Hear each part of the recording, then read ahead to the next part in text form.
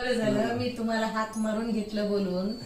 आपला व्हिडिओ खूपच चालला बघा. खूप चालला. जवळजवळ 1.5 लाख लोकांनी बघितला व्हिडिओ. मला बऱ्याच जणांचे कमेंट आले की आजोबा खूपच मेहनती आहेत, कष्टाळू आहेत. पण मला असं म्हणायचंय, मेहनत कष्ट म्हणण्यात काही सोपं नाही का नाही. तुम्ही किती वाजता उठता? आम्ही 5 वाजता उठता.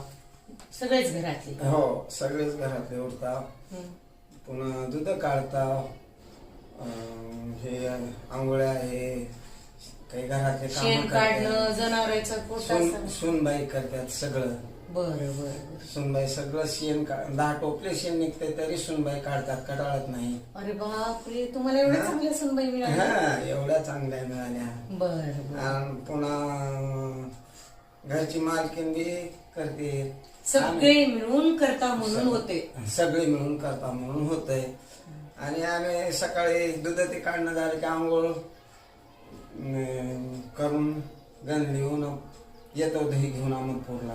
बरं, कसं येता तुम्ही? बस नाही, लुना आहे. लुण्यावर येता आणि इथं हॉटेल लुना सोडतो. तुम्हीच हो, लुना मीच. हे कधी सांगा मग आम्हाला. तुम्ही स्वतःच्या गाडीवर इथं येता?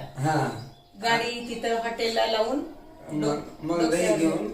बरं, त्यात काय तूप आहे का? ह्याच्यात तूप आणि ह्याच्यात दही आणि गलोगलीनं फिरून येतो. बर.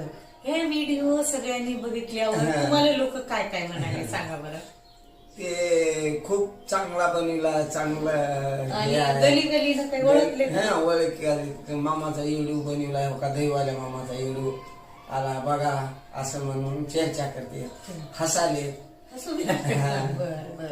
मामाचा ह्याचाच व्हिडिओ आहे. रस्त्यानं जाताना म्हणत असतील हेच आहे, रस्त्यानं जाता दही घेता असं म्हणून चर्चा कराले, हसाले. पुन्हा येता इथं गली गलीने फिरून दही विकता.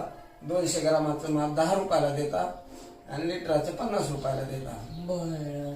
गावातले काय म्हणले तुम्हाला? गावातले बी छान छान. तुम्ही तुमच्या शेतातूनच सुविधा करतो. आणि समजा एखादं जनावर आजारी पडलं तर डॉक्टर साहेब आहेत की आपल्या उजण्याला, तिला बोलून घेतो.